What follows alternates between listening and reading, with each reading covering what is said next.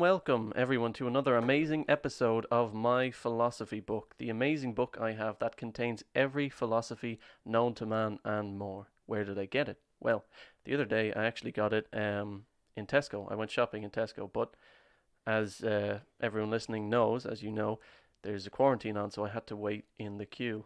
And one thing I noticed while I was waiting in the queue was I was looking at everyone, and if I was to say the term zombie, an image comes to mind of, kind of dead-eyed, kind of slowly moving towards you, flesh hanging from their bones, that kind of image of like Hollywood zombie. But what if I told you zombies aren't like that? They're actually almost impossible to notice. They look like me and you, they sound like me and you, they act like me and you. If you went up to a zombie, if I went one of these people in the Tesco queue and kicked them in the leg, they would cry out in pain. They'd say, "Ow!" But do they actually feel pain? They don't feel pain. They don't think about it. They just react to it the way that is familiar to us. So this got me thinking about other minds. Do people have other minds? And this being such a big topic, and because it is directly involving other minds, I thought it would only be appropriate to bring in another mind to it. So this week's special guest couldn't make it, but instead we have Liam. What the hell? What the hell? Hello. That was such a warm welcome. So Liam, is there anything you want to introduce about yourself? Like, who are you? What do you do? So my name is Liam. Yeah. I say that I'm an actor. Oh. That's what I want to be, but in reality, I work in a toy shop. So, No. yes, And what do you do in the toy shop? I do magic. I do magic for kids. Yes. So that's like performing. It's a performance. It's a 9-hour performance per day. Do Yeah. you like your job? Oh, I love it. Yeah. Oh, Well, it's okay. better than working in McDonald's, which is where I used to work, where Ah. I gained a lot of my life Yeah, experience. yeah. But yeah, so I work there now. Would you say there was a lot of zombie people working in McDonald's? I was a zombie person working But in McDonald's. I don't know why, but I think in McDonald's you get the ability to turn off your brain after a while just to save it some power. I actually, that's a funny point because I didn't even think of that. I kind of got like that as well because I Mm. too worked in the same McDonald's as Liam, and after a while, you have to stop caring. You have to stop thinking and feeling and become a zombie because if you care, because I had other jobs where I cared. If someone was like, "My drink is wrong," I'd be like, "Oh my God, I'm so sorry. This could ruin your night. Here, Mm. let me fix that for you." But then people are just coming up so much, and like people are giving out, and like Mm. the stakes are always at like 10, like they're always Yeah. at 100. Like it's never like, "Oh, I think we're running out of fries. Could you maybe grab some?" It's like the fries are empty. Get the fries. Yes. And if you Yes. commit yourself emotionally to that all the time, it's just exhausting. It's self-conservation when you're in Yeah. there because the amount of brain power needed, and also if you start finding those things as important as the people who are telling you they're that important Yeah. are, other things in your life will suddenly become less important, Yeah. and it's just you need to keep your priorities straight as Yeah. well. I can't remember who exactly it was, but there was a person in McDonald's that said, because they had the wrap of the days, and a customer came up and were like, "What's the wrap of the day today?" And I was kind of new, so I was like, "Oh, person next to me, what's the wrap of the day?" And they were like, they just turned around and looked at the sign, and they were like, "The day I learn the wraps of the day off by heart is the day I've been here too long. I I'm remember never this. yeah." Yes, I remember. I think the day I found out that I had been there too long was the day that I knew all the McFlurries we had and knew that they weren't there Yeah, anymore. yeah. But with enough confidence to tell people, actually, we used to have that, Yeah. but it's not here anymore. Yeah. And that's when I knew that I was like, I already know too much. The minute I know more than someone who's been in the shop 2 seconds Yeah, yeah. is the day I know I've been here too Yeah, long yeah. and had to leave. Yeah. It gets to the point where I don't know, you're somewhat proud of your knowledge, but people go, "Why is this taking so long?" Like you're out with your friends and you go, "Well, actually, see, you ordered the fillet," and they don't keep that fresh. That's probably Mm. made to order, and that's when you go, "Oh my God, Like Yeah. I know it, but I'm proud of it. I flaunt it. I Like know, even once again with the McFlurries, they're like, "Why is the end of the spoon like that?" And I'm like, "Oh, you just oh wait you until I did, let you know." And I'm like flaunting it, but I yeah also hate myself yeah because I'm like, I don't know why, but like during the day I don't want to be there, but as soon as my friends are there, I kind of want to go behind the yeah thing and just show them that I can make coffees. But yeah. then again, all it is pushing a button, I so it's it's not. no like, but I don't know. I think it's something like you just want to be. It feels nice to be good at something, and it's kind of Yes. easy to get good at everything in McDonald's because it's so simple. You can very quickly become a master at anything in there if you Yeah, spend. Well, I mean, first of all, you're spending 8 hours, 9 hours, yeah, yeah, 10 hours, even sometimes in there doing these things yeah, consistently with only what it ended up being a half an hour and 15 minutes. yeah, It used to be a lot more, yeah, but no, now like 45 minutes in a day off, and the rest of it you're totally in there working yeah, as hard as you can. And I think when you spend that time doing anything for that long, like I was there, I think just over 2 years, yeah. you're an expert. Sometimes I take out wraps at home and kind of get a little bit of a I shudder. I've taken out wraps at home, and I'm like, this is my time to shine. Mm. This is the only transferable skill. Uh, I think I've got like a couple wrapping wraps I can transfer to my real life, and not being afraid of hot things. Like Yes. before I worked in McDonald's, if I ever like had to put something in the oven or like in a pot or a pan, I'd always kind of like hold it by the very edge and like kind of gently try and put it in, and like as Mm. soon as I felt the heat, I'd like run away. But now I'm like, I can just like stick my hand in the oven, Yeah, and it's yeah. grand. Because Like of like, oh my God, the amount of people in there that like, I mean, I ended up being one of them as well, where you walk in and everyone's like just got these like Freddy Krueger. horrible forearms, and you're Yeah, like, what happened to you? And they're all like, well, that can burn you, and that can burn you, and and these that can cups they yeah can burn you, and it's like, why does everything, and why are we so close to it all the I time? know And they just slowly started taking space away in the yeah kitchen, so yeah. you're sort of sitting on a grill during the Oh day. man, it was terrible. But that's enough about McDonald's. That's a different Yeah, podcast. but I'm not McDonald's No. anymore. You know Liam my Wilson God. Smith is a different man. Liam Wilson Smith, actor and Actor, performer. represented actor. So I love that you started off with actor. What actor stuff have you done? So of course, me and you, we own Thunder and Theatre Oh yeah. Company that Oh we yeah. founded together. Oh yeah. We have done an original play with that. We've Oh done it yeah. twice now, Yeah. and that would be probably one of my main um that would be like my main interest as far as like pushing acting and stuff goes. Yeah. But also, I'm represented by Castaway Actors Agency, Ooh. which is, oh my God, so lucky to Yeah to be yeah yeah. represented by this. It does make me, I think with being an actor, there's a lot of doubt about whether or not you should just keep going Yeah. all the time, Yeah yeah. and until something comes along. And I mean, every time I think about quitting, every time I get really close to quitting, something comes along, and I Yeah. sort of go, I'll keep doing it for a little bit longer. Yeah yeah. And Castaway was one of those things, Yeah yeah. and it Yeah. was a strong one, and it keeps me interested Yeah yeah. because even if it's not concerning me, they send out emails daily, just Yeah. being like, "Hey guys, just seeing how you're doing and stuff like It that." just makes it maybe feel a bit more real. It Like makes me you're. feel like I actually have a job as an actor, Yeah and yeah. makes me want to commit myself to it, rather than feeling like it's a hobby that's taking up time from Yeah the eventual office job I will yeah have. yeah yeah. So Yeah. yeah, Well, that's a depressing note to end on. it is. Thanks. But I'm gonna do it. I mean, I'm gonna.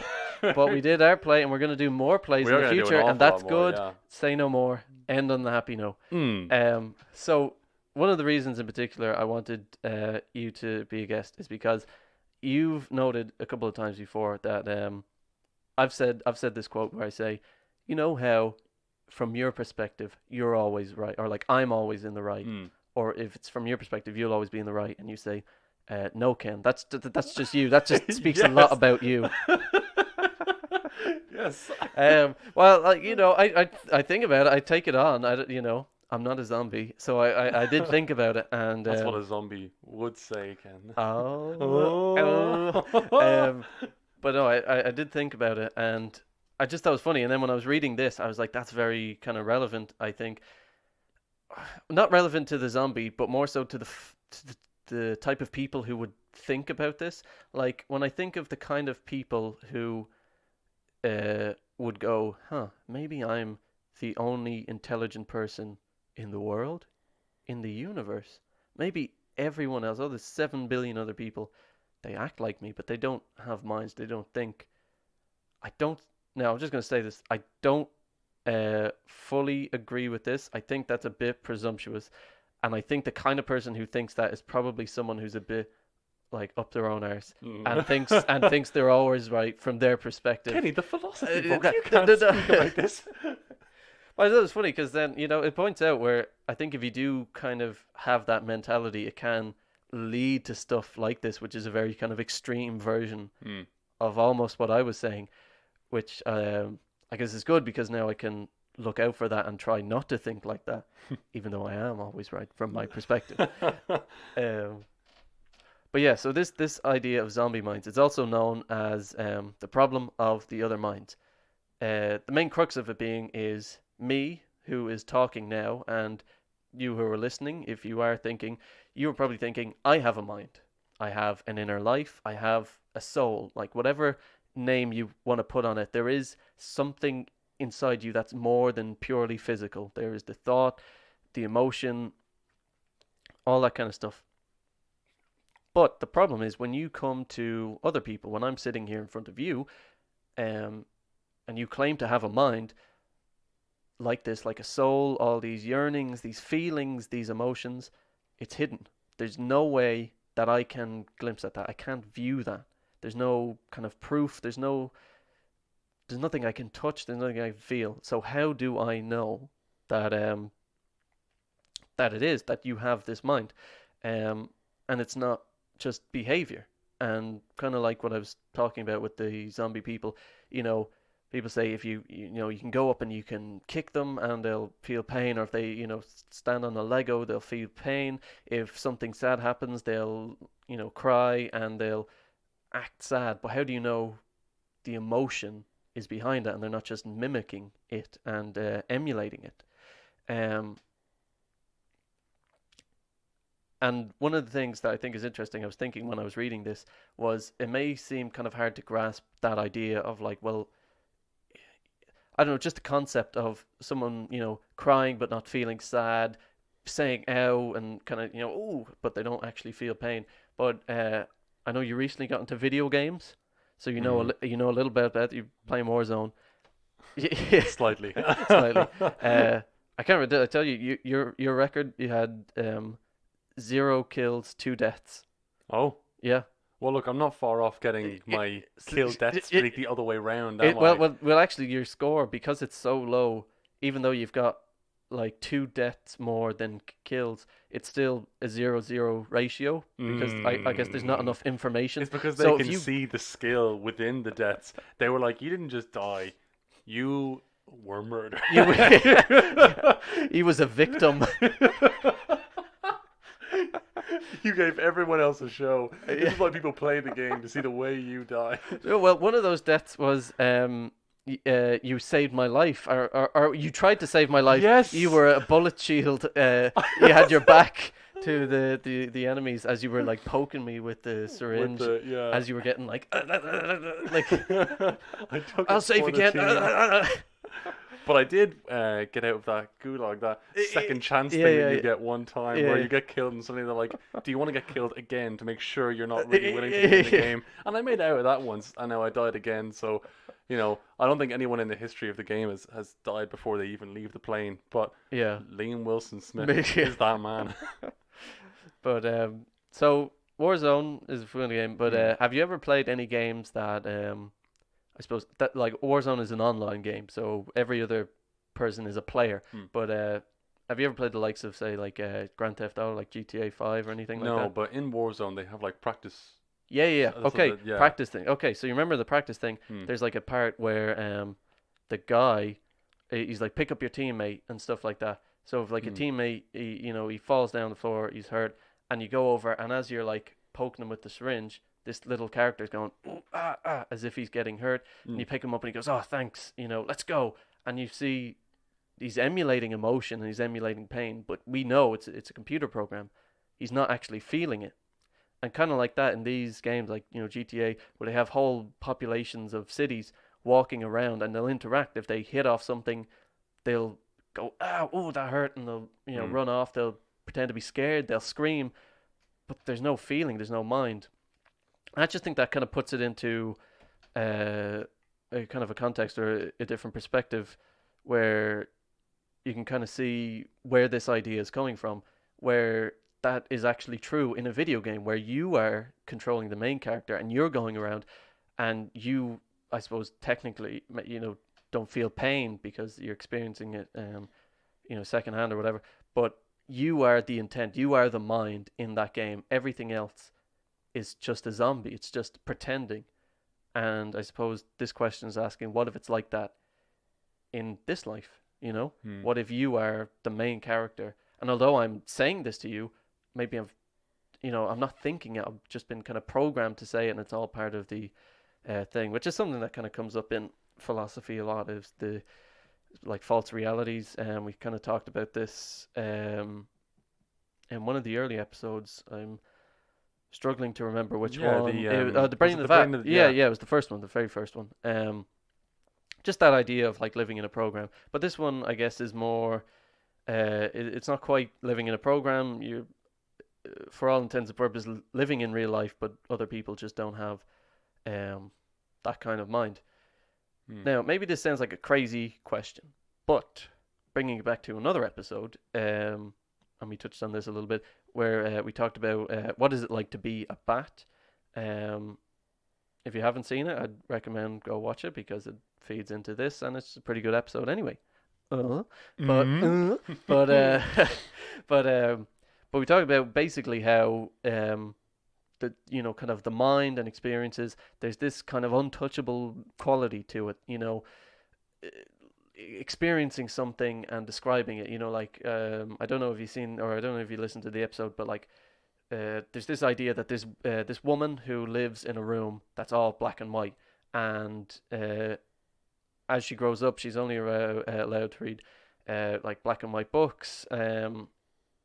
She has a TV, it's all black and white that she watches lecture on. She learns everything there is to know about everything in the universe, every conceivable thing she knows. So the same can be said about colors. She knows about red, she knows about the pigments, she knows about blue, she knows about what it does to a person, she knows what it looks like if you mix blue and red, she knows everything. But when she finally leaves that room and she sees red and she sees blue for the first time, she has experienced them. And that's something different. It's something that can't be taught, and that's the kind of mind. So given this, that it's so hard to pinpoint our own mind, which is the only thing that philosophers tend to be certain on, but even not always. But they go, well, I have a mind, but I don't even know what it is. We can't even be certain of our own minds, never mind someone else's or other people's. And that's kind of where part of the problem comes in, and people think, well, given that it is so hard to kind of pinpoint a mind, maybe having a mind and a consciousness in this kind of physical world is kind of rare. Maybe it's almost unique, and this is where it comes from. But as I said, maybe you feel differently, but I think it is a little bit of up your own arsery, to kind of assume like just the I think I'm the only intelligent person in the room, in the world, in the universe. I'm like the only one. And here I am playing Warzone. yeah. But it is. I feel like people do like they're like, I am the most intelligent being, but they're not. They're not like, I don't know, in the CERN super collider. They're not like in a lab. They're just like, I just get things. It's me. Yeah. I just get things better. I just get things quicker. Yeah. I can solve problems. Yeah. Yeah, I like it. I'm sure we know a few people like that, not to mention them. Perfect. Yeah. Yes, them. Yeah. Okay, so apart from zombies, there is another variant called mutants. And they're similar to zombies. They're the same kind of idea, but they're not as severe. Mutants, they have the behavior, they do the gestures and stuff, but they also have a mind behind them. The problem with the mutants is, how can you know if they are wired the same way? I guess, if that makes sense. So to put it like this, so we'll say, say I am the person, I am unique, and you are the mutant. I stub my toe, I go, ow, that hurt, and I feel the pain. It feels bad. I know what pain feels like to me. You stub your toe, you feel pain, you go, ow. But And although you felt something, how do I know the pain you felt was, I don't know, the same as I felt? Was it the same level?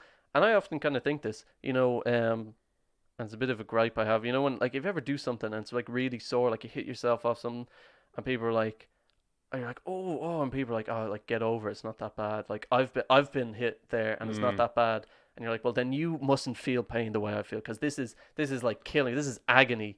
Yes. But it's funny. Like it does make you think. Like, and people talk about pain thresholds, and maybe this is kind of like, I guess it's so common that people have come up with a not so philosophical cut, cut, cut that out. Don't you dare. Kenny, in the future, you fucking leave that in right now. But he goes, but yeah, no, maybe it's a way of kind of explaining that where it does seem like there's things like do you ever I don't know, like pluck your eyebrows or anything, or Mm. yeah, like I do that sometimes, or uh Jodie will do that for me, and she like plucked them. She's like, it's not that bad, and then she does it to me, and I'm like, this is like torture. I feel like I'm in like I feel like I'm in the gulag No, it getting is the like worst. It's the worst. And then, and they're it's like there, you just and I'm have like, yeah like the whole face, and then the one comes off, and I'm like, give me a sec, my eyes are watering yeah so yeah much. yeah I can't even taste like I'm in bits. yeah. But they're like, it's just the pain threshold. You just have a different pain threshold, and you're like, is it? Like, does that make sense that people would feel pain at different levels? Hmm. Like, I mean, obviously, maybe like size and stuff like that, and other kind of factors, but like deep down, shouldn't pain feel the same kind of across the border, or like do people feel pain? Um, I guess like does someone feel pain where I feel pleasure or vice versa? And I mean, I guess bits of that kind of leak into people just chalk it up to like different tastes. Like some people hate the smells of some things, where the people love it. So one person gets pain, one gets pleasure. So this kind of thing where you see it's become a little more subtle. It's not quite you don't have a mind, I do. It's we both have minds, but yours seems to work just different. Hmm. It's just it's getting the same signals and it's getting the same like stimulus, but it's interpreting it differently. Um, or even colors. Colors is a big one that people have talked about. Do people see the same colors that I see? You know, if you look at like the Irish flag or whatever, it's green, white, and orange. But does the color green look the same to you as it does to me? Whatever color it is, maybe from my perspective, if I was to see through your eyes, the color green is purple. But because you've grown up with it calling green, that like we assume we're on the same page and we assume we're seeing the same color. Um, so everything you see, everything green you see would be purple. Everything blue would be black. It could be anything like this. But it's interesting. It's this more kind of subtle way of thinking about it and kind of understanding the thought behind it. But I have a question now for everyone, but also my guest. Who is the smartest person you know? So I think I would have to say, like I'm not gonna say like Einstein or something like that, because it wouldn't be. I don't Okay, think. yeah. Perhaps I should have prefaced this. More so, someone you know in real life. Yes, Yeah, yeah, yeah, yeah, yeah, yeah, yeah, exactly. yeah. So I think that when I answer this, I'm not so much thinking about like the smartest in this area or this. I'm No, thinking no, about the no. smartest person I know who In navigates life the best. yeah, yeah, yeah. So I'm gonna probably say my mom. Oh yeah, Because from my experience, I mean, you grow up thinking that your parents are the best and stuff like that, yeah, and yeah, and then it's once you reach, I think, like around like maybe 17, maybe even like 16, yeah, yeah, you start to see them for people. yeah, yeah, You start to say they are real people, yeah, yeah, and then it's once you start seeing them like that you see how well they're doing everything. yeah, And especially my mom, like I think that she, as far as like getting through life is concerned, yeah, I just think I think it's very knowledgeable and very um logical the way she's yeah, going through things, and yeah, then I see how she budgets, I see how, yeah, she takes what she has and she uses it to get the most, and yeah. so I'd say as far as like that's concerned, I would probably have to say my mom. Okay. No, it's interesting. Just because I was thinking about it, and I suppose like that's a good answer. I was hoping you would fall into a trap Mm. and say yourself. But We can go back. no. It's I'd have okay. to say me. Me. But I think it's interesting because I think there are people out there who would say themselves. Hmm. I I mean, think for a long time I would have said myself. You I know. think it's maybe I don't know, maybe like that, maybe around that kind of age when you start to kind of have your own thoughts and opinions. You just for some reason you think you know everything, and you think Yes. I think I'm just I think I am the smartest, you Yeah. know, Well, like or to be fair, I think that around, I remember being probably like 11, yeah, and I remember being, in school, and when I was 11, I was in first year, which mm, was young to be, yeah, in first year. And I think because everyone was older than me, I think I very quickly started having opinions, and I yeah. started having thoughts of my own, which sounds weird that you're like 11 year, but like honestly, yeah, that's about when I No, but started yeah, thinking like when about, when you start like growing up and you start kind of just realizing stuff. Yeah, yeah, yeah. And around then, I honestly didn't think anyone else around me was having the same thing. yeah, And I actually don't think they were. yeah, Like, I think it took people a few more years. yeah, I don't know what it was that pushed me into that way of thinking, but I definitely think that around then, I may have been a little bit early to the party as far as, starting to have thoughts of a like debating nature and opinions on things that yeah, other people are just like okay with. So definitely around then I would have been yeah. like, Because obviously, I'm the smartest. yeah, But as time goes on, obviously people come to the same realizations, and yeah. then they build up their own. But it's just interesting because I feel like that kind of question is as much a part of this philosophy or this discussion because I just feel like the whole idea of it is rooted in this idea that I feel like the kind of person who would think about that and go, "Who is the smartest person I know?" I'm gonna have to say me is the kind of person who is gonna take this on.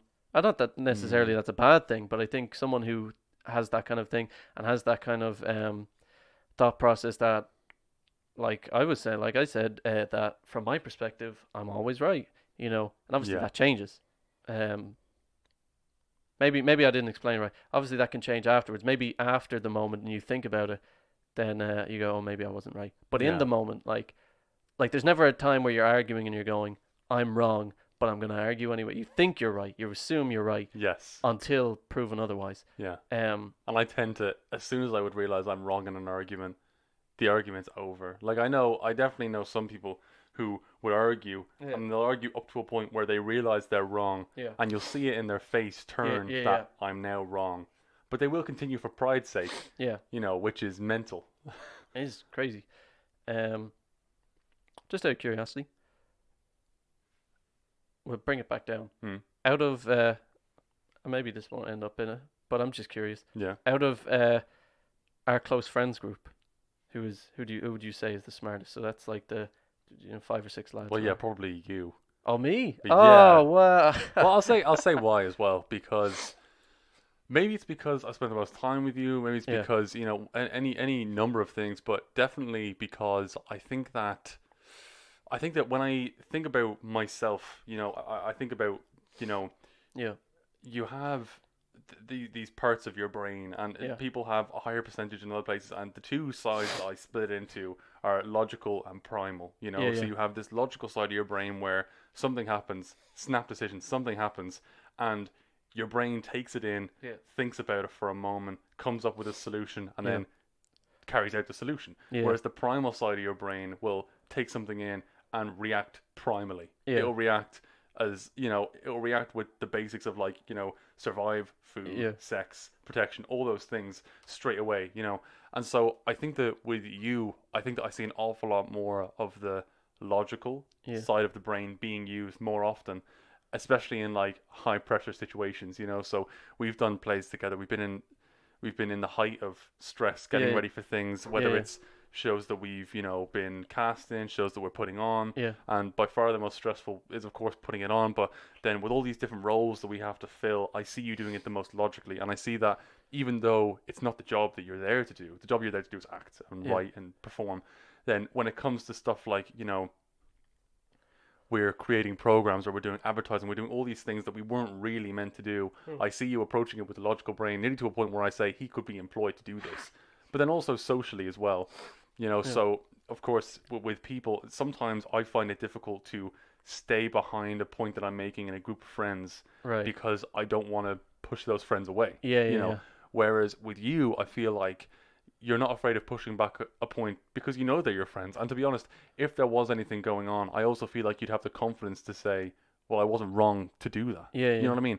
And it's having that confidence in your own thoughts, having the confidence behind what you say yeah, to a point where you're comfortable to say it without being afraid of the ramifications because you know it's safe to do so. I think that's a very like smart thing to do, and I yeah, think that just the way your brain works is very logical all the time, yeah, and I see you thinking things through well, like yeah. navigating your way through situations quite well. Oh, that's so lovely.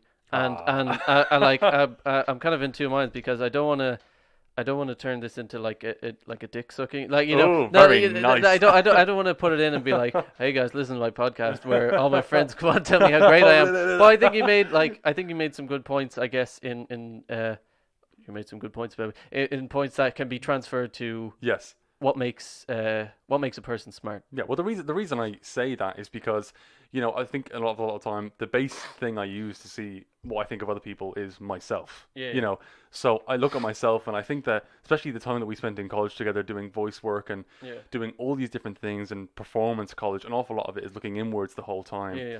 And even to an extent when you get on stage, you're still looking inwards, Mhm. And so I think getting so good at looking inwards, which I think actually Yeah, is a skill, yeah, being able to reflect on yourself and look at the negative parts yeah, and expose them to yourself is tough. And so I think that by looking inwards, looking at myself, seeing the things that, I lack, seeing the things that I have, yeah, yeah, being grateful for the things I have and working hard for the things I want, yeah, within myself. In doing that, I can see the good traits in other people and I can see where they're excelling, where I'm not. yeah, yeah, And I think that the reason I would say maybe that you're the smartest is I'm not sure if I spent more time with the rest of them, if my mind would change, yeah, but definitely so far anyway, like even in just like, a life scenario, yeah, yeah, as far as like, my work colleagues and, all that goes, yeah. as far as that spreads, I don't know if it's because we spent more time together, but definitely with you, I do see, how would you say? I guess I just see a lot more thought being used all the Yeah, time. I guess this is an interesting kind of perspective on it. Because as I said, I don't want to make it all about me because everything you're saying I think is very good Hmm. because it can be transferred. Um, I don't know, to other situations, like you're saying a lot that you've spent by far the most time with Hmm. me. We were in college, we were in work, we were in school. Like years, literal, like almost like Hmm. years together. Um, it kind of makes sense, I guess, because, and like you said, you see the thought. So I guess when you spend that much time with someone, you see the thought process. I guess, like, when you hang out with friends, you hang out and then they go home and then you see them, a week later, a couple of weeks later. Hmm. You don't ever see the in between. And I guess maybe we've just seen the in between enough that maybe it's not even that I'm particularly smart, but you've just seen it. You've actually seen the evidence that I am thinking about some things, Hmm. which is more than you've seen of the others. Not that they don't think, you just haven't seen it. Like, Yes. so it's an Yeah. interesting, and I think it kind of leads back into this, which is some people, how they classify intelligence, and some people I think would go to themselves and say, I am the smartest because I do this and they don't recognize it in others. Maybe they haven't spent Hmm. enough time. But I think as well, just when you were talking, I was kind of thinking as well. I was listening, obviously, but Hmm. I was also thinking. I'm great at multitasking. I'm great at multi. I'm, But great, don't. I'm great at multitasking up to two things. I can do two things at once. Uh, Breathe and look. yeah, yeah, And yeah. here I am. Breathe and look. So when I'm talking, I have my eyes closed, Yes. and when I'm looking at you, I'm not breathing. Mm-mm. Yeah. Good point. But I'm just thinking of what people use as kind of classifications for intelligence, Hmm. and I kind of think like that. Not that I give it a super amount of thought, but I think, you know, of the people I know, and not necessarily just like close friends, but like everyone, and I go like, are they intelligent? Are they smart? Are they, clever? All that kind of stuff. And maybe that means different things to different people, but I kind of look at, like, obviously there's some people I know who are quite book smart. Hmm. Um, they're great at kind of retaining information and facts and kind of re explaining it then and like putting it back out there. and holding on to that kind of stuff, and like maths and stuff like that. Then there's other people who would be terrible at that, but I feel like they have a better reflection upon themselves, where they can Mm. look at themselves, and I feel like that's I don't know, like almost as good. Like I wouldn't classify myself as like a book kind of person or like a Yeah. book learner, but I think I'm a quite a reflective person. I think Mm. that's one of my strengths. And there's like people I know who um like just I don't know, like no, like they're not good with kind of books or words or um kind of stuff, and like maybe on the outside they may seem uh like they're not particularly like bright, but once you get to know them and you see the deep thought that's behind them when it comes to other things, or like things like creativity, Mm. people who hate school, but then they um they have these like amazing ideas, Yes. or like, and maybe they don't even put them into like practice per se, like I mean, we are very practical people. Like I would consider myself creative. I'm sure you think of yourself as Mm. creative. I think you're quite creative. So we channel that into, you've got your piano and your acting and your like sketches, and then like this, I want to do a podcast. I want to play guitar. I want to do all that Mm. kind of stuff. Other people don't channel it in that kind of same way. Socially, like they're just great at making jokes. They're kind of quick witted. I was actually going to say that I think, in my opinion, the most important, and I've always thought this, Yeah, the most important intelligence you can have is social intelligence, yeah, I yeah, think. Because, when it comes to being out and about in life, I think it's yeah, more important to know how to talk to people yeah, than it is to know things about past, or to be creatively smarter, yeah, yeah, whatever it is. Even though that is literally like my life goal, to create things and to entertain yeah, with them, yeah, I think it's way more important to know how to navigate yourself socially. yeah, Because when it comes to, say you're in a restaurant or something and a waitress or a waiter comes over, I mean, it's those moments that make life a little bit easier to get through yeah, for both you and them. yeah, And yeah, I think that's the most important intelligence. yeah. Just being nice and knowing to be not. Yeah, like it's Being able to make someone's day better without literally saying anything. I yeah, mean, I know a number of times me and Molly have, gone out for dinner, or we've gone out to a restaurant or something yeah, like that, and it's just something as simple as saying, like, they're like, what drink would you like? And I'm like, well, look, what one's the best one? Be honest with me here, Claire. yeah, And yeah, it's little things like that where you go, you've just done something, and although it might seem weird on the outside, yeah, yeah, what you've done is you've broken down a boundary that's there, and I think that's very socially clever to yeah, make a connection with someone. And it's all these, and I know that you could break it down to things like um, name repetition, mirroring, all these things. yeah, yeah, But when you break it down to a very, like, base form, yeah, it's just being able to communicate and being yeah. able to make connections with people. I think in life that's gonna be more important. I think so, because I think if you have that, so I think if you have good social skills and a kind of social intelligence, you will. It kind of comes from the basic understanding that you are kind of the same as everyone else, Mm. because like that, there are people who go in and they get caught up in the roles. Like there are so many kind of roles and like classes and divisions. So it's like and we take them for granted. So like the actor is on stage and the audience is in the seat, and we don't talk to each other. I do my thing, you do your thing. That's the roles. But then people come along, they change it so they get the audience involved, and that's what makes it interesting. But then, and obviously roles sometimes work. Like there's the shopkeeper and the customer, the bank robber and the police. We fall into these things. But then there's like the customer and the waiter, and people take it for granted and they forget in amongst these roles that these are people. They're just the same as you and me.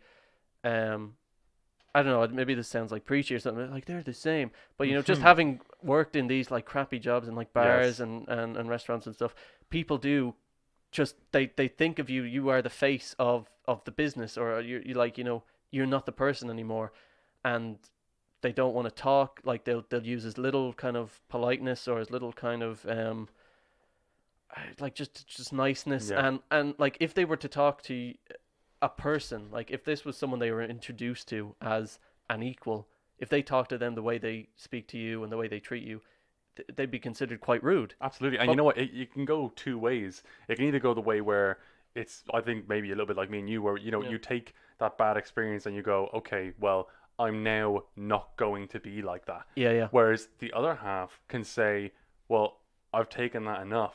yeah, yeah. I'm gonna dish it back No, out a it's little my bit. turn. Yeah, And like I don't blame them at all. Like I, I, yeah, I actually, sometimes you want to do that. Sometimes you literally want to just give them the uniform and say, get on that side of it now. I'm gonna do exactly what you just did. yeah, yeah, yeah. And you have all these little things that you play out when it's 5 a.m. and you're standing at a till and no one's coming to get anything, Yeah, and yeah, yeah. the drunk crowd is clearing out and the morning crowd is coming in, and you're Yeah. like, I'm here for this transition, and you just think these little scenarios to Yeah, yeah. yourself, and that's when it can become very, but luckily a bit of reflection will, make you want to be better. Yeah, I think that like that. There's this great quote. Actually, it's a great quote by a terrible man. Yeah, interesting, spicy. Do you know Vince McMahon? No. No, he's the kind of owner, the CEO of the WWE. WWE, Yeah, yeah, yes. yeah. So he's a good businessman. He bought up wrestling, he kind of monopolized it, he kind of owns wrestling, and a lot of the stuff he did, and the reason we think of wrestling as it is today is because of him. But obviously, he has his flaws. He was known as CM Punk called him a millionaire who should be a billionaire because he was just, I don't know, he's just so up in himself that he didn't he didn't make the right moves. But that's beside the point. The quote he said was, "I'm not better than anyone else, but no one is better than me." I like that quote. It's something that Yeah. I do kind of think about where it is, because I think people get caught up in the, oh, you have to be nice and you have to be polite, and you do to a certain extent, like when Yes. dealing with people, but you have to have a certain level of self-respect where it's not that you go, oh, it's all about that, I have to make them happy, or I'm looking down on them. It's, we're the same here. I'm just a guy coming in for a bit of food. Hmm. You're just a guy whose job it is because you want to put food on the table, Yeah. so well, then you can go with food. So you just go, and some people do. Some people just get it. Like people come in and they go, "Oh, hey man, how you doing? Oh, grand. Geez, it's a Yeah. bit busy today, isn't it? Ah, yeah, but and you just and stuff like that. Hmm. Where you're like, I'm just having a conversation, but I'm just doing this because it's my job. Like Yes. but if it wasn't here, like it's as if we're just having a Hmm. conversation. And then there's people who come in and they're like, they think you're like a servant. They think you're like, Yeah, like a machine. yeah, yeah, Like yeah, they just say words at you, and you're meant to develop those into a thing.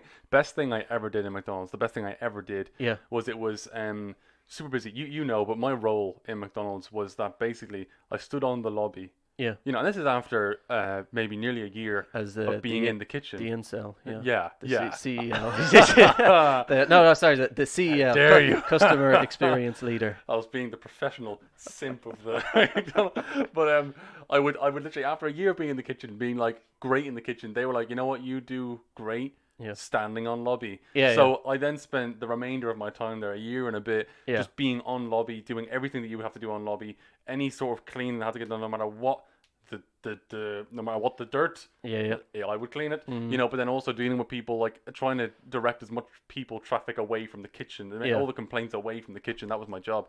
And the best thing I ever did to break down that wall between them going, you are McDonald's, Yeah, yeah. and I'm annoyed at you, was I was on the till and it was super super busy, and this guy was being very irate, and he hadn't Yeah, said yeah. anything bad, but I could tell it was coming if I Yeah, got yeah. something wrong. Yeah, yeah. And so when he went to pay for it, he just handed me his card. Yeah. And like the machines went on, you can pick them up and Yeah, give yeah. them to him, but he just handed me it. So I tapped it, and while I was tapping it, I saw his name on the card. So I just went, "Do I know you from somewhere?" And he was like, "I don't think so." And I went, "Derek," and he went, "Yeah," and I went, "Liam." Yeah, yeah, yeah. You know Liam? And I literally went on with this, like, I'd say like 20 seconds I did this, right? And he was like, I don't know. And I went, "I just saw your name on the card, man." Yeah, yeah. And in that moment, he was like, I could tell he went through obviously a range of things, but there was no complaints. I know that it seems like, well, he hadn't complained yet. Yeah. But you and I know, when someone's Yeah, going yeah. to complain from before they even say a word to you. You do. And Yeah. he was one of them. He was going to definitely 1,000%, because he was saying the order, and I could tell he was making it confusing. Yeah. And he's obviously been, kind of messed around with it before. Yeah. And so when I said this, I was like, there you go. And like, to bring it back again, I think that when I think of like this whole zombie minds thing, Yeah. the number one thing that I grab examples from is working in McDonald's. Yeah. You know, and I can't really think of anywhere else that I'd see it as much. Yeah. But definitely working in McDonald's, because people, you see people at their best, you see them at their worst, and mainly it's at their worst, you know, and the volumes of people that you see, and you just wonder if they're even thinking, you Yeah. know, you wonder if like, do they know that I do clock out? Yeah. Do they know that I have a break during the day? Do they know that I have a mom and a Yeah, girlfriend yeah. and all these things? No, they don't. They just see me as something that is part of this building, Yeah. and I have a service to do. Yeah, like you're always gonna be there, and like I remember, like there was a couple of times where we'd clock out at the same time, and you'd be walking, you'd have your little kind of like your jacket on and your flat cap, and you know we'd it's like coming out of the mine, and we'd have to walk through the lobby obviously to get out, and there was this one customer in particular, and she'd be like, "Oh, Liam, can you help my special order for tea?" Yes. And you're kind of like, I'm not here anymore. Yes. For all intents and purposes, I don't exist in this building. Yeah. Stop talking to me. Yeah. And I guess that just shows that I went too far with the job. You know, Yeah. like my job was not to be, like, I mean, like I know that in McDonald's when they first came up with the job that Yeah. I had, they were like, because I was one of the first to do it, Yeah. and they were like, you know what, we want to make McDonald's a place where they see us as human. Yeah. So we're gonna get the nicest people we know. And the only reason that I was one of the nicest there was because I didn't tell everyone to fuck off. Yeah. You know, that's the only reason. It wasn't hard to get to the top brass. Yeah. Because I just didn't insult people that were customers, you know. Yeah. But then yes, and then when I had that job, it's like people, you know, were coming up to me afterwards and stuff like that, and it's like, you know what, you need to realize that this isn't my end goal at all. Yeah. You know. Yeah, but it's not fair. Like, and it's interesting as well. Just a little McDonald's facts, because you were to see, I like that. The idea is it's like you are the nicest person. They take the nicest person and they just stick them out in lobby, and their job is it's not supposed to be like cleaning it or anything. It's just they stand there to talk to the customers and make them have a good time, make Yes. them feel special. Apart from you, because you were a pretty nice guy, no matter which McDonald's like I ever worked in or went to kind of as a customer, I never seen a CEL that was nice. They're always grumpy. They were always terrible. Well, yeah. They were there. No, like, and even Let's be honest. because we've opened it up now. They're power mad. not even power mad, but like when I think of like a nice person, you are quite a nice person.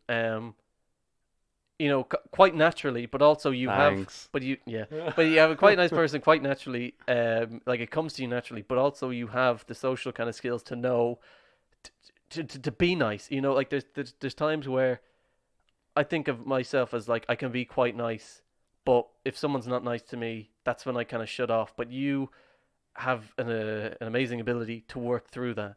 You know, like if someone's being mean to you, you can still be nice to them and civil with them, which is a great skill. It's a skill that a lot of people don't have, because as soon as it gets turned on them, they just shut down. But you, like, you know, like I remember like telling stories or like seeing it happen where people are like, you know, and you're like, I'm really sorry about that, but hey, look, you know, whatever your name. Hey, look, Derek, I'm gonna fix it that. Around. Yeah. And so it's a great skill.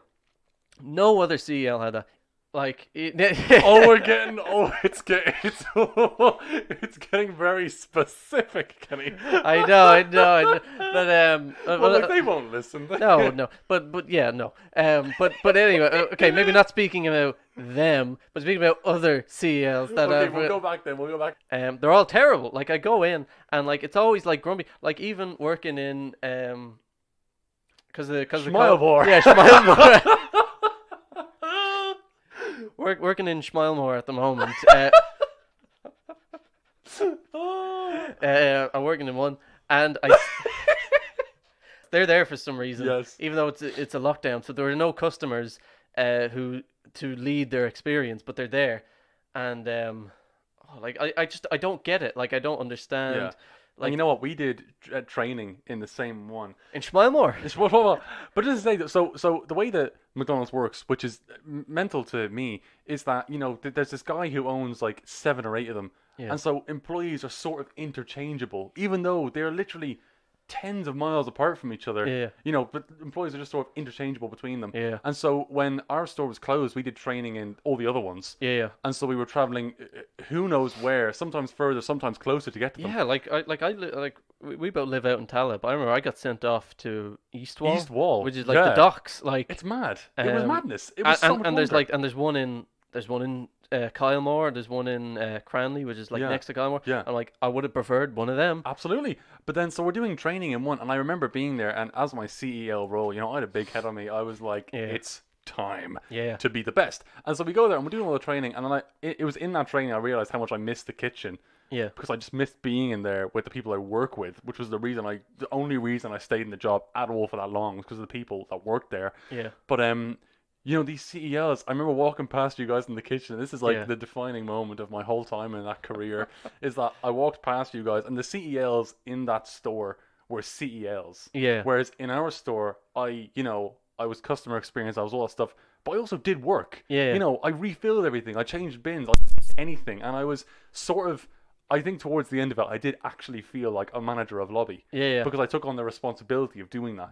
Teaching people, when they came out, I was training them. It was all this stuff Yeah. that I wasn't ever trained to do, but I took on the role because I felt like being on a higher pay, it's not fair to not do that extra stuff. Yeah. It's not fair to take it as a break, especially they're- when people are breaking their backs in the kitchen, burning themselves. Yeah. It's not and fair. there's other people who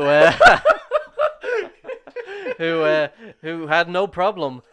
And this pissed me off about one person in particular was, and I won't say who, but you know who you are. Who they Yeah, you. who right? No, but and honestly, this annoys me. There's nothing to do with philosophy. We've gone off the topic now. We've gone off It's a zombie mind. Yeah, zombie mind. But we've gone off topic. But so this person was a CEL. They were getting paid a higher wage than everyone else in the Yes. kitchen was because they were supposedly doing a different job.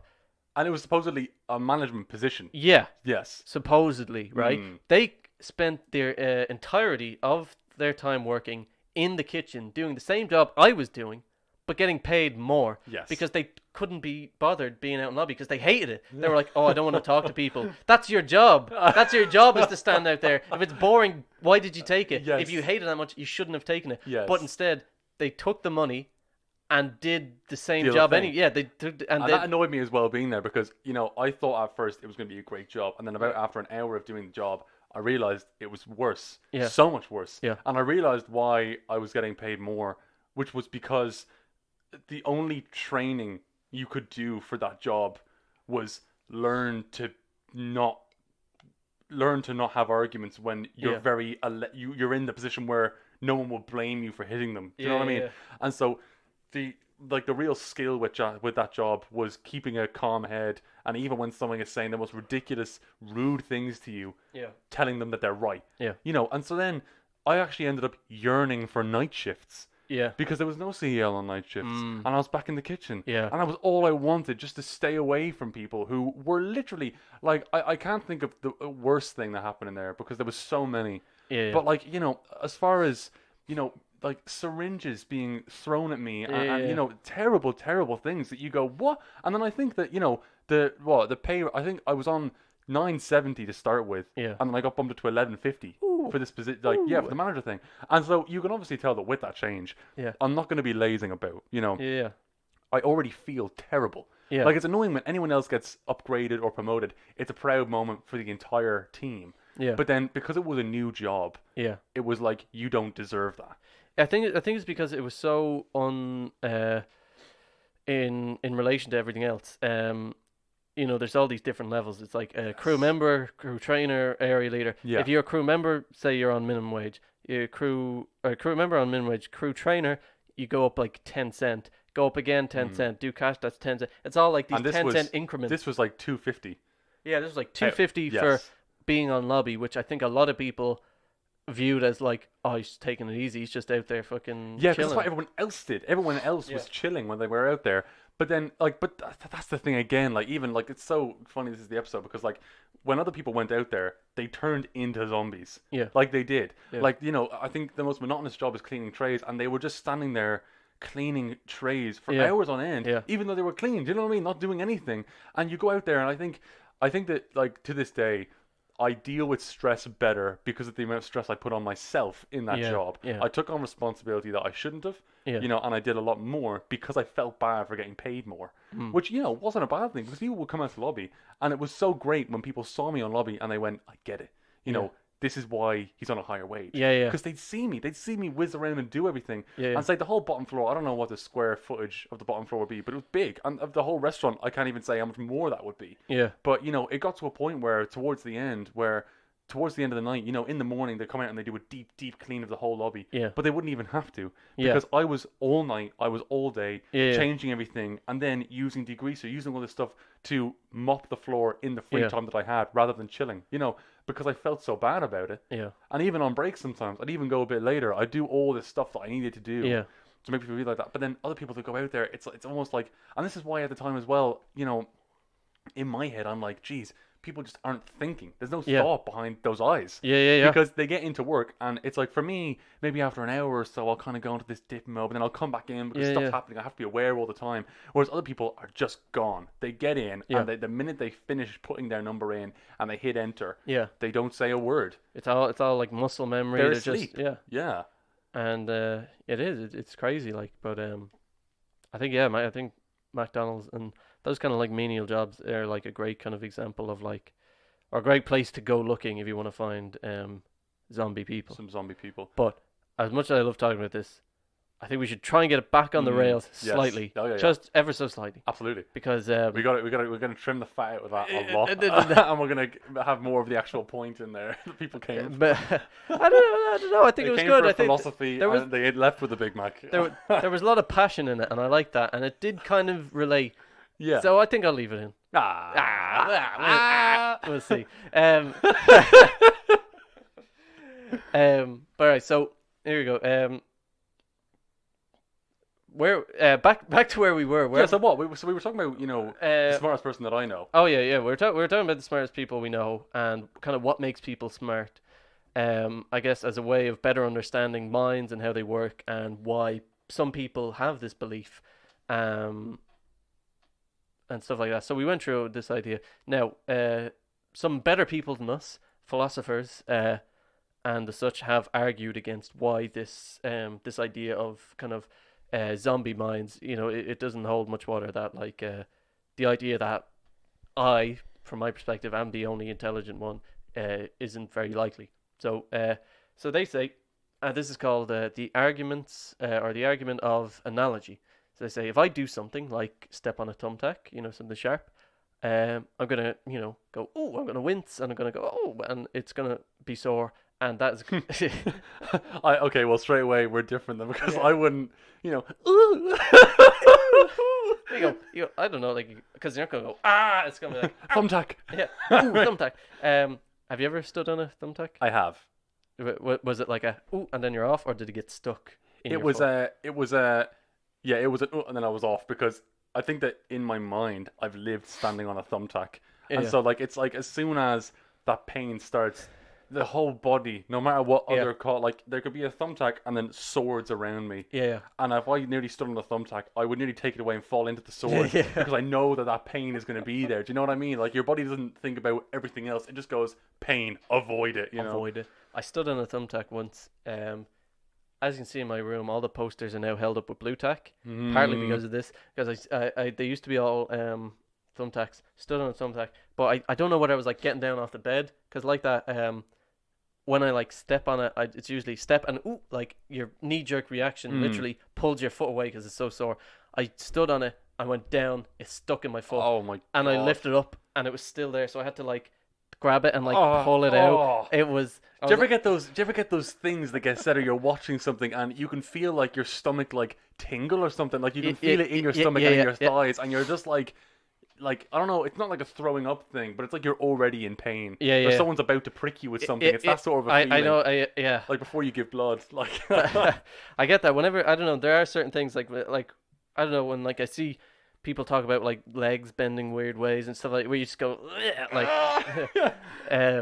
But yeah, so standing on thumbtack, I go oh, and then that is followed by the sensation of pain. I feel that pain, but as I said, better men than us, or better people, but in this case a man, Bertrand Russell, says that we can infer that if others act the way that we do, so if I step on a thumbtack, I go ow, and then I feel the pain.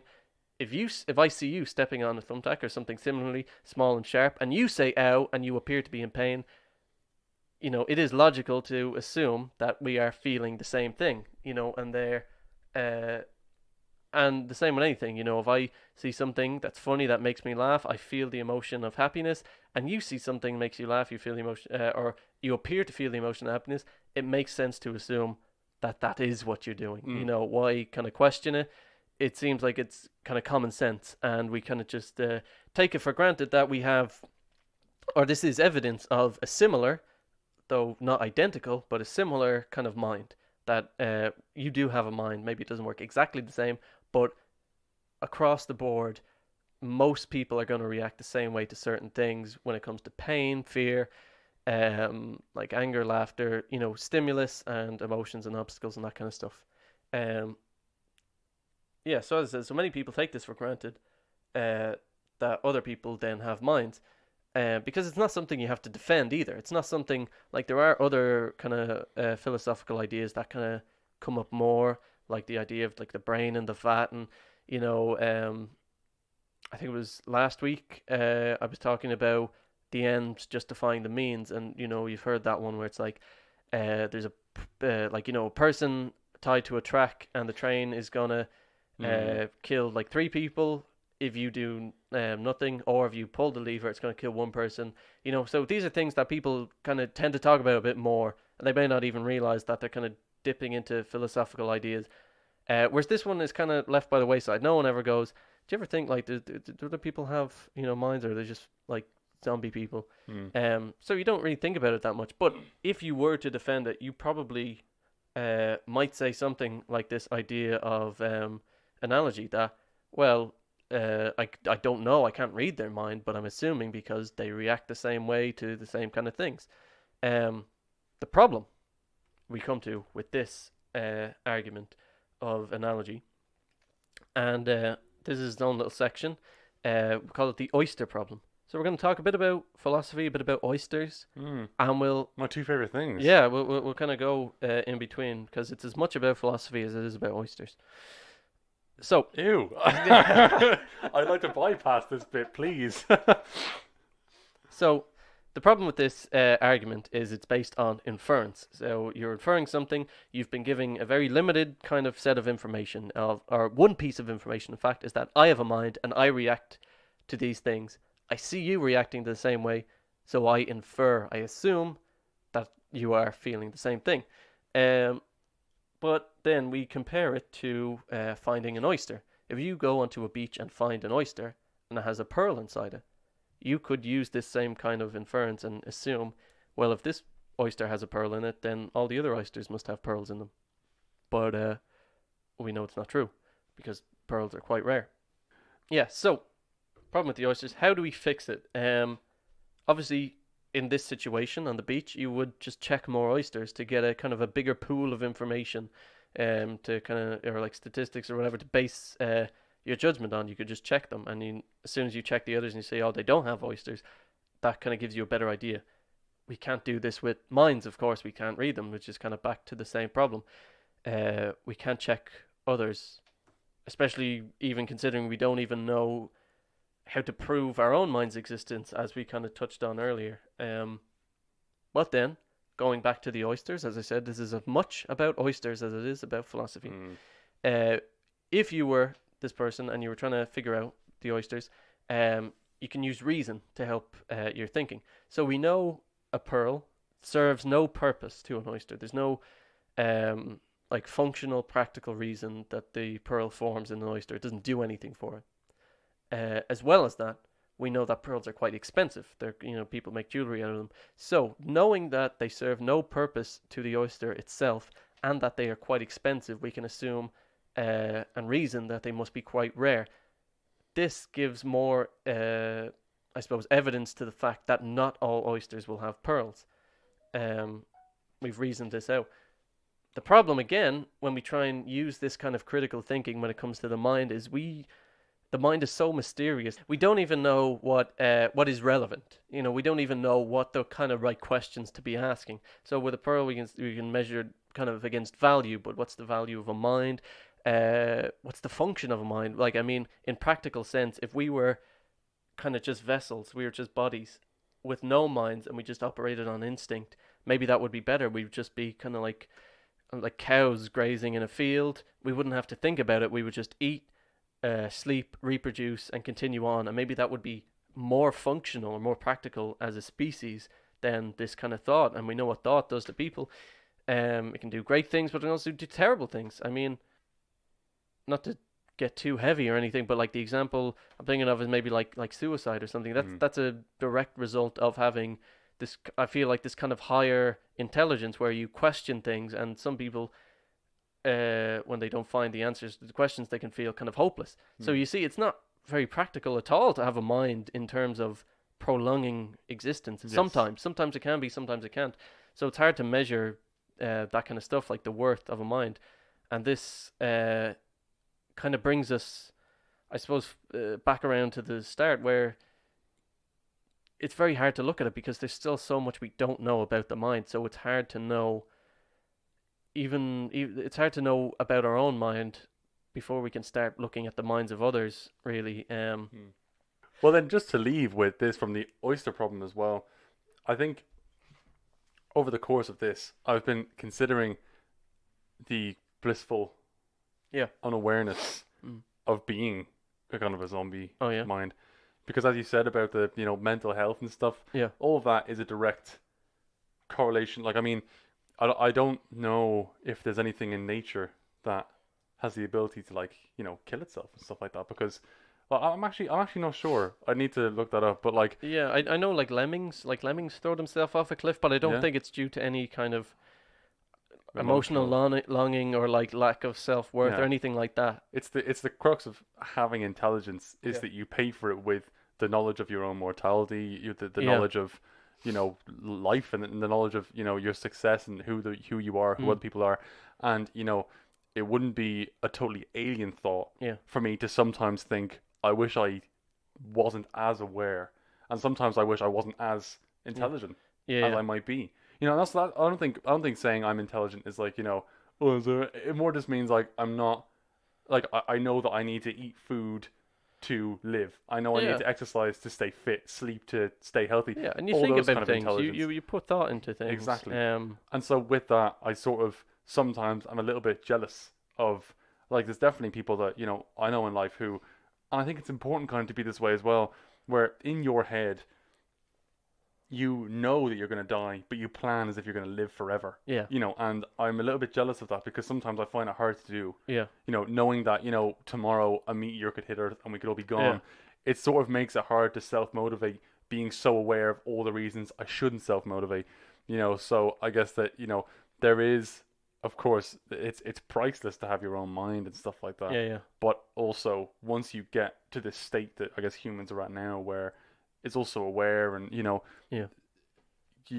I wouldn't imagine it would be totally left field for someone to say, I wish I wasn't aware of Yeah, so yeah. much that's going on. Yeah, no, definitely. And I think it's interesting as well. You said kind of like because and not as like a slight to you or anything.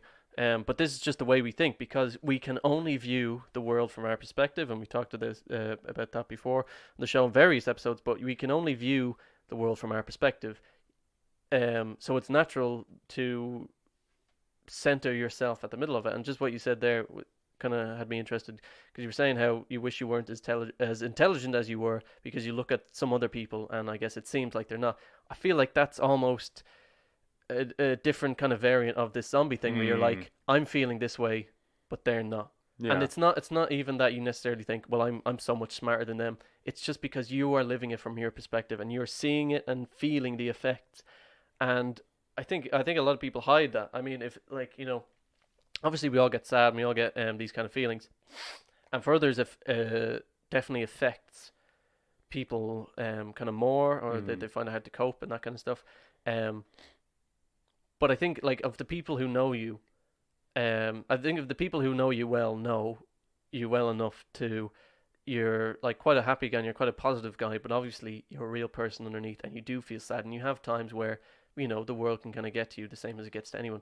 But as you take a step back to people who maybe don't know you as well, maybe people from work, and they just see kind of the outside, the front you put up, which is you're a happy, positive guy and you're always on, you're always turned on. they might kind of think that way about you. They look at themselves and they go, I feel so sad. Why couldn't I be like Liam? He's living his best life. He's having a great Yeah. time. He doesn't think about these things. Um, when in actual fact you do. So it's kind of Mm. interesting. Like Yeah. I think that's a It's interesting. interesting, but it's also kind of nice, you know. Yeah. Like I like that there's people that I don't know if they're having dark thoughts or I know it's terrible to say. Like I know it's terrible to say I like that I don't know they're having a hard time, Yeah. but it gives me a sort of a slight model of something I want to try and feel a bit more like. Do you know what I mean? So Right. if someone else seems to be feeling fine, even in the face of, whatever situation could be facing us, Yeah. I am inspired by the I'm inspired by how much it feels like they're not taking it in. Hmm. Because even if they are, and even if it's the worst thing ever, and they're in the plunges of darkness right Yeah. now, Yeah. looking at them makes me check in. Makes me go, am I taking this in too much? Yeah, I think it's interesting because I think in the world we live in today, there's so much emphasis on I suppose emotional respect and emotional awareness. And people say, don't hide your feelings, feel your feelings, and I think that is very good. And obviously, because of the opposite of that, where people kind of hid them away, um, there was a lot of kind of terrible things that happened because people couldn't share, and if they did, they might have been better. But I think getting caught up in this idea of like emotional awareness, I think there's something to be said about there is a certain kind of strength of you do feel these feelings. You're allowing yourself to feel sad and feel angry and feel down and depressed, but not letting it get to you. I'm not saying that because people do find trouble with motivation. There's nothing wrong with feeling this way, but there's also equally nothing wrong with admiring traits in other people where you can tell. And maybe this is a bit of something that we need to kind of take on in terms of social intelligence. Is that we are all the same people. We are all on the same level.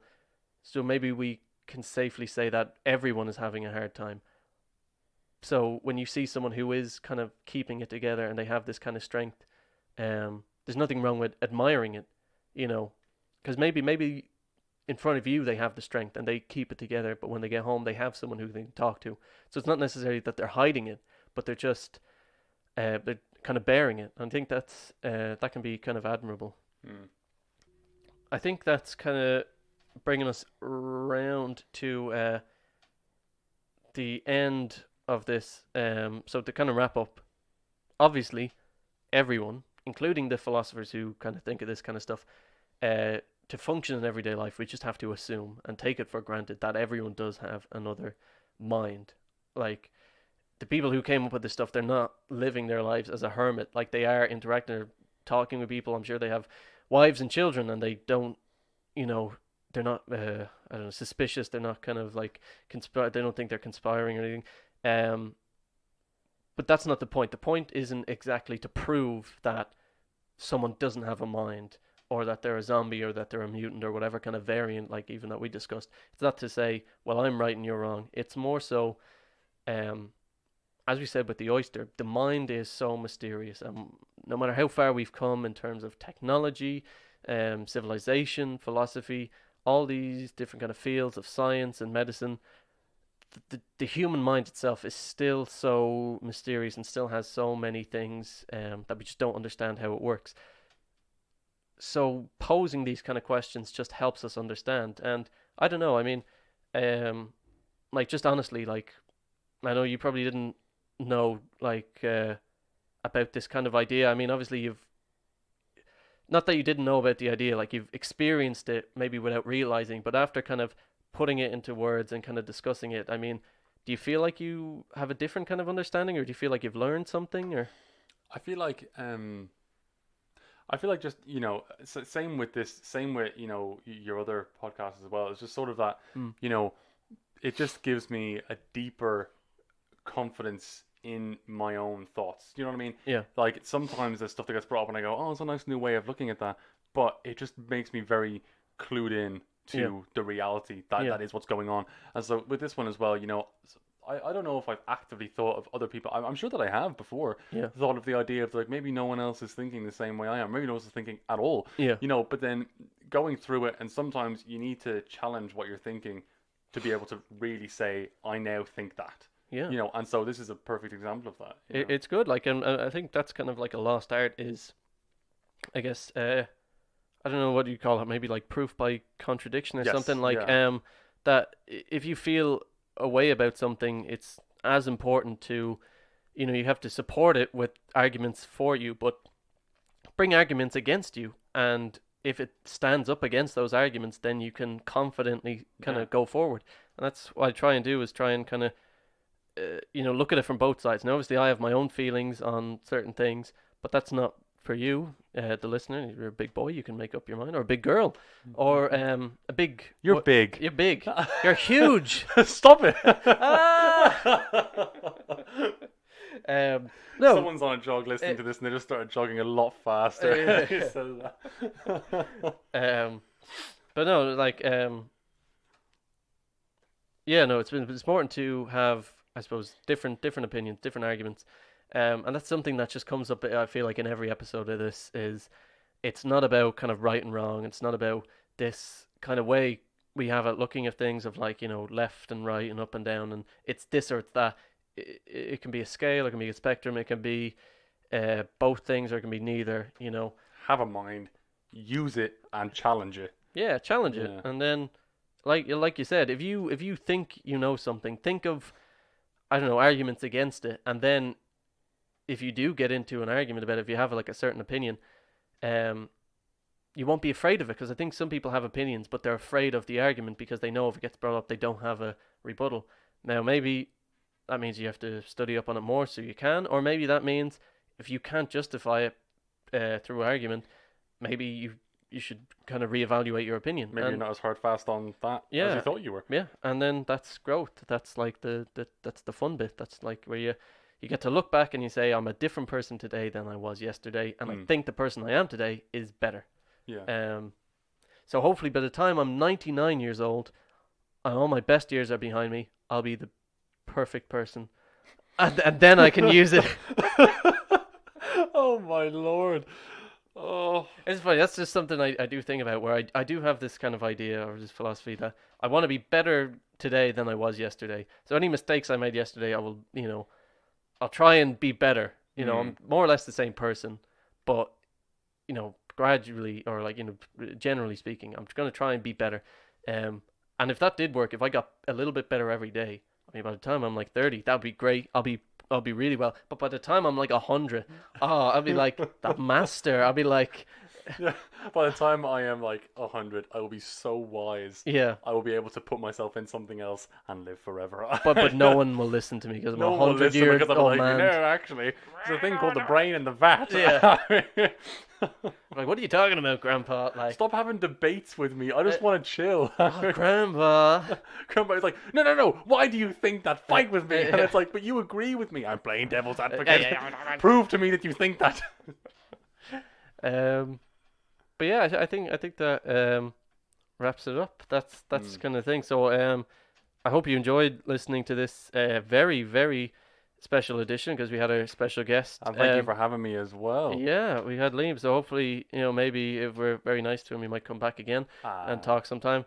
And hey, look, if you like listening to this podcast, why not subscribe either on Acast or Spotify or TuneIn or iHeartRadio or whatever you choose to listen.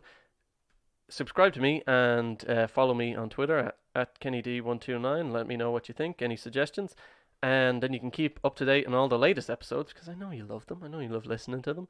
But yeah, look, thanks very much for listening, and see you again next time. And you've nailed it. Oh no, I didn't. No, you didn't. No, and Hey. oh no.